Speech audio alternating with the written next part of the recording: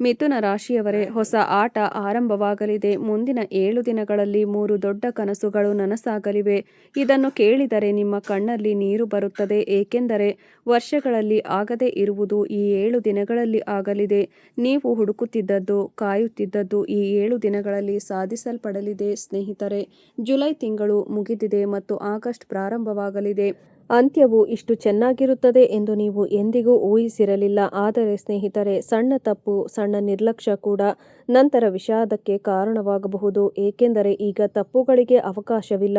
ಶನಿ ಹಿಮ್ಮೆಟ್ಟಲಿದ್ದಾನೆ ಮತ್ತು ಹಿಮ್ಮೆಟ್ಟುವ ಶನಿಯು ನಿಮ್ಮನ್ನು ಎಚ್ಚರಗೊಳಿಸಲು ಹೇಳುತ್ತಿದ್ದಾನೆ. ನೀವು ಮಾಡಬೇಕಾದ ಯಾವುದೇ ತಪ್ಪುಗಳನ್ನು ಮಾಡಲಾಗಿದೆ. ಕೊರಗುವುದನ್ನು ನಿಲ್ಲಿಸಿ. ಈಗ ಜಾಗರೂಕರಾಗಿರಿ. ದೊಡ್ಡದನ್ನು ಮಾಡಲು ಮತ್ತು ಗಂಭೀರವಾಗಿರಲು ಸಮಯ. ಆದ್ದರಿಂದ ಸ್ನೇಹಿತರೆ, ಈ ಮುಂಬರುವ 7 ದಿನಗಳವರೆಗೆ ನಿಮ್ಮ ಜಾತಕವು ಏನನ್ನು ಹೊಂದಿದೆ ಎಂಬುದನ್ನು ವಿವರವಾಗಿ ಕಂಡುಹಿಡಿಯೋಣ. ನಾನು ನಿಮಗೆ ನನ್ನ ಸಾಪ್ತಾಹಿಕ ಜಾತಕವನ್ನು ನೀಡಲಿದ್ದೇನೆ.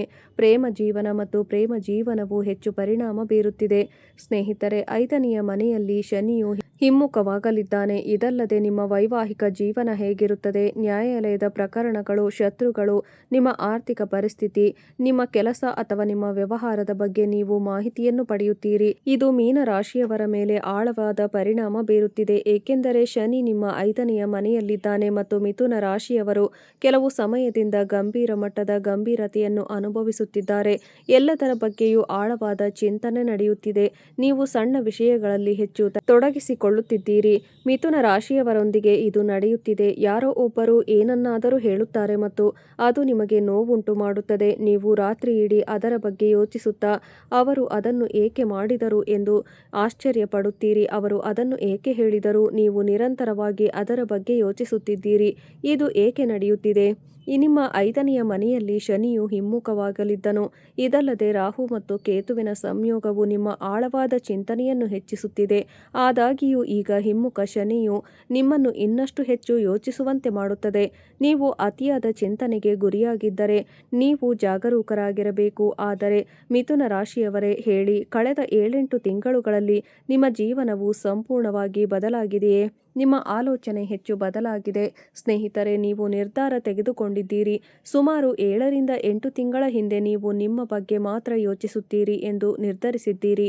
ನೀವು ನಿಮ್ಮ ಮತ್ತು ನಾನು ಇನ್ನು ಮುಂದೆ ನನ್ನ ಹಣವನ್ನು ಯಾರಿಗೂ ಕೊಡುವುದಿಲ್ಲ. ನಾನು ಇನ್ನು ಮುಂದೆ ಯಾರಿಗಾಗಿಯೂ ನನ್ನ ಭಾವನೆಗಳನ್ನು ತ್ಯಾಗ ಮಾಡುವುದಿಲ್ಲ.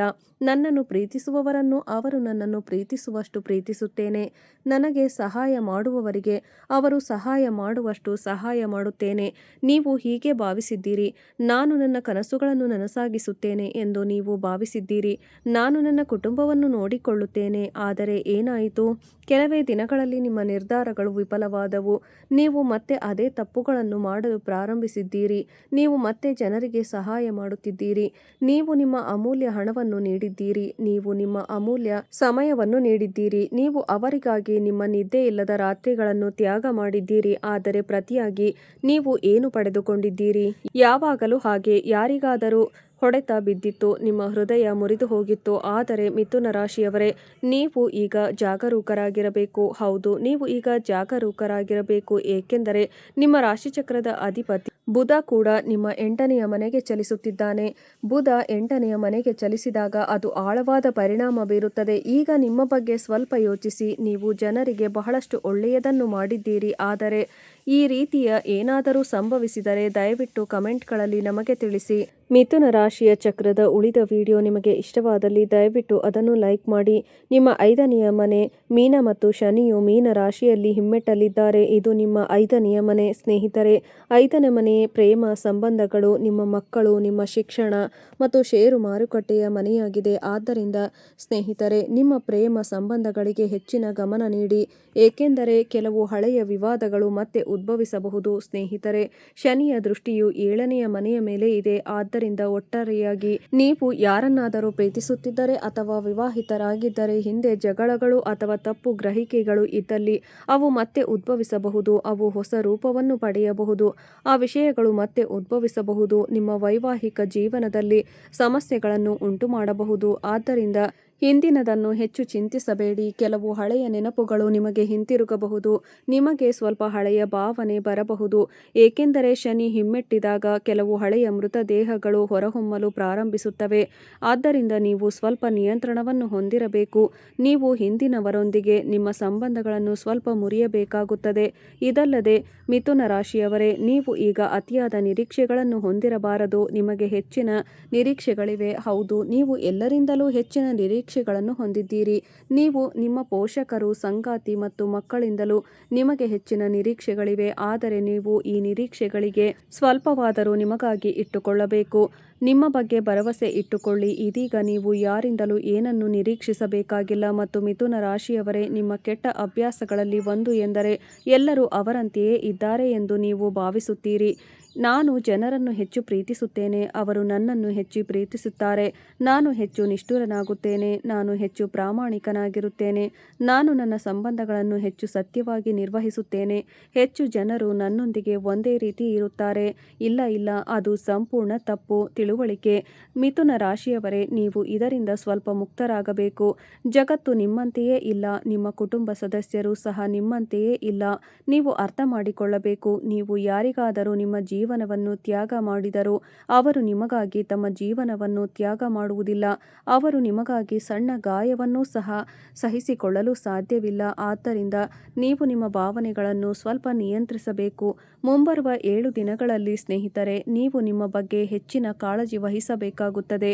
ಏಕೆಂದರೆ ರಾಶಿಚಕ್ರದ ಅಧಿಪತಿ 8ನೆಯ ಮನೆಯನ್ನು ತಲುಪಿದಾಗ ಸಣ್ಣಪುಟ್ಟ ಗಾಯಗಳು, ಅಪಘಾತಗಳ ಸಾಧ್ಯತೆಗಳು ಹೆಚ್ಚಾಗಬಹುದು. ಆದ್ದರಿಂದ ನಿಮ್ಮ ಕೋಪವನ್ನು ನಿಯಂತ್ರಿಸಿ. ಅನಿರೀಕ್ಷಿತ ಗಾಯಗಳು ಸಾಧ್ಯ. ಆದ್ದರಿಂದ ಕೆಲಸಗಳಲ್ಲಿ ಆತುರ ಪಡಬೇಡಿ. ಎಲ್ಲವನ್ನೂ ಎಚ್ಚರಿಕೆಯಿಂದ ಬಳಸಿ. ನೀವು ಯಾವುದೇ ಅಪಾಯಕಾರಿ ಪ್ರಯತ್ನಗಳನ್ನು ಕೈಗೊಂಡರೆ ಎಚ್ಚರಿಕೆಯಿಂದ ಮಾಡಿ. ನಿಮ್ಮ ವಾಹನವನ್ನು ಅತ್ಯಂತ ಸುರಕ್ಷಿತವಾಗಿ ಚಾಲನೆ ಮಾಡಿ. ಶನಿ ಹಿಮ್ಮುಖವಾಗಿರುವುದರಿಂದ ನಿಮ್ಮ ಆರೋಗ್ಯದ ಬಗ್ಗೆ ಹೆಚ್ಚಿನ ಕಾಳಜಿ ವಹಿಸಿ. ನಿಮ್ಮ ಮಕ್ಕಳ ಬಗ್ಗೆ ಜಾಗರೂಕರಾಗಿರಿ.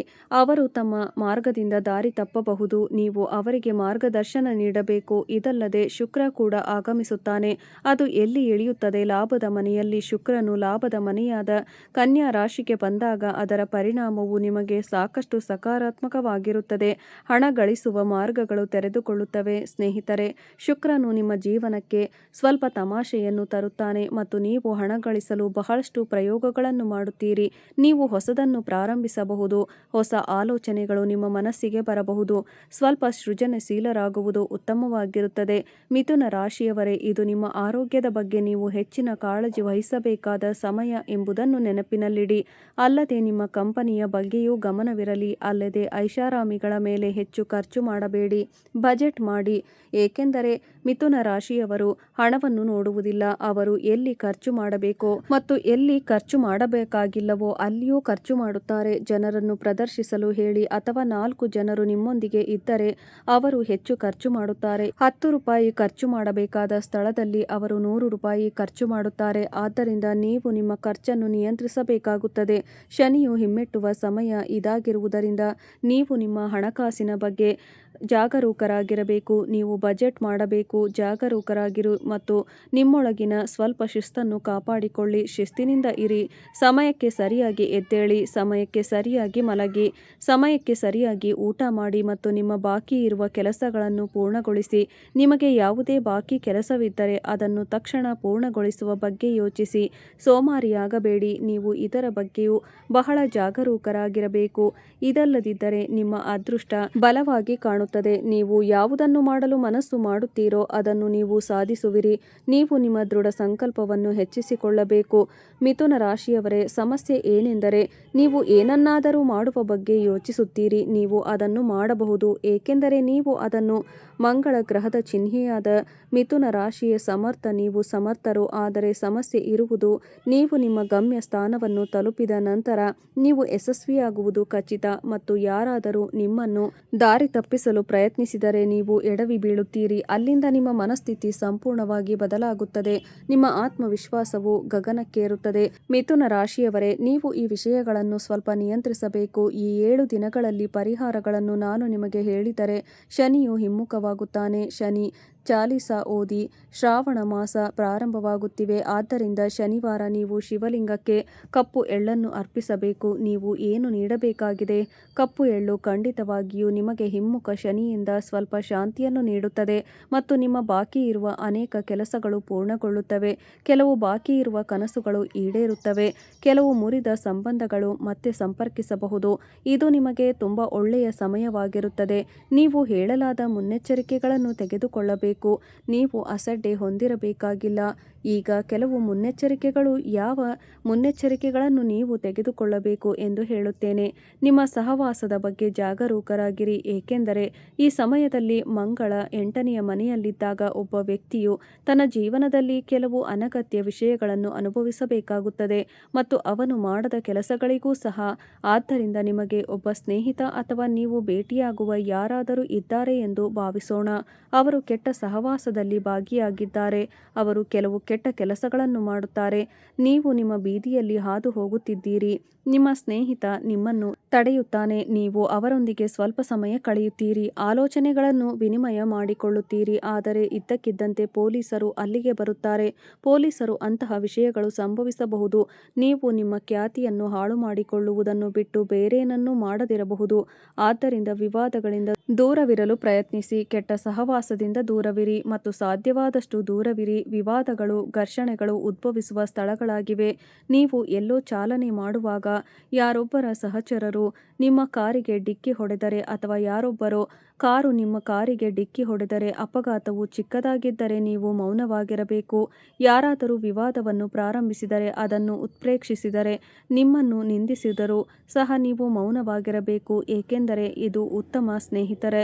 ಇತ್ತೀಚಿನ ದಿನಗಳಲ್ಲಿ ಸಣ್ಣ ವಿಷಯಗಳು ಸಹ ದೊಡ್ಡ ಜಗಳಗಳಿಗೆ ಕಾರಣವಾಗಬಹುದು, ಆಯುಧಗಳನ್ನು ಎಳೆಯಬಹುದು ಎಂದು ನೀವು ನೋಡಿದ್ದೀರಿ. ಆದ್ದರಿಂದ ವಿವಾದಗಳಿಂದ ದೂರವಿರಲು ಪ್ರಯತ್ನಿಸಿ, ಏಕೆಂದರೆ ಮಂಗಳ 8ನೆಯ ಮನೆಯಲ್ಲಿದ್ದಾಗ ಕೋಪ ಹೆಚ್ಚಾಗುತ್ತದೆ. ಜನರು ಬಹಳಷ್ಟು ವಾದಿಸುತ್ತಾರೆ. ನೀವು ಇವೆಲ್ಲವುಗಳಿಂದ ದೂರವಿರಲು ಪ್ರಯತ್ನಿಸಬೇಕು. ಮಂಗಳ 8ನೆಯ ಮನೆಯಲ್ಲಿದ್ದರೆ ನೀವು ಹನುಮಾನ್ ಚಾಲೀಸವನ್ನು ಪಠಿಸಬೇಕು. ನಿಸ್ಸಂದೇಹವಾಗಿ ಇಂದಿನ ವಿಡಿಯೋ ಇಷ್ಟೇ. ನಿಮ್ಮ ದಿನ ಚೆನ್ನಾಗಿರಲಿ, ನಿಮ್ಮ ಕುಟುಂಬದ ಆರೋಗ್ಯ ಚೆನ್ನಾಗಿರಲಿ ಎಂದು ನಾನು ಆ ದೇವರಲ್ಲಿ ಪ್ರಾರ್ಥಿಸುತ್ತೇನೆ. ನಿಮಗೆ ಶುಭವಾಗಲಿ. ಎಲ್ಲ ಕೆಲಸಗಳಲ್ಲಿ ಯಶಸ್ಸು ನಿಮಗೆ ಸಿಗಲಿ ಎಂದು ಬೇಡಿಕೊಳ್ಳುತ್ತೇನೆ. ಇಲ್ಲಿಯವರೆಗೂ ವಿಡಿಯೋ ನೋಡಿದ್ದಕ್ಕಾಗಿ ಧನ್ಯವಾದಗಳು ಸ್ನೇಹಿತರೆ.